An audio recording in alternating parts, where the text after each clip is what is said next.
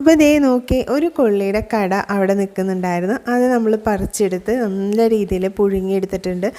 നന്നായിട്ട് തന്നെ അത് വെന്തുടഞ്ഞ് കിട്ടിയിട്ടുണ്ട് കേട്ടോ. അപ്പോൾ നന്നായിട്ട് മൂത്തൊരു കിഴങ്ങായിരുന്നു. അതുപോലെ തന്നെ നന്നായിട്ട് വെന്തിട്ടും കിട്ടി കേട്ടോ. അപ്പോൾ അതിൻ്റെ കൂടെ കൂട്ടി കഴിക്കാൻ വേണ്ടിയിട്ട് തിരുതയുടെ കറിയാണ് ഉണ്ടാക്കിയിട്ടുള്ളത് കേട്ടോ.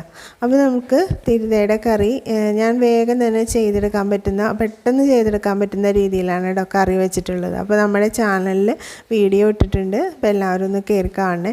അതുപോലെ തന്നെ അത് ഫ്രൈ ചെയ്തും എടുത്തിട്ടുണ്ട്.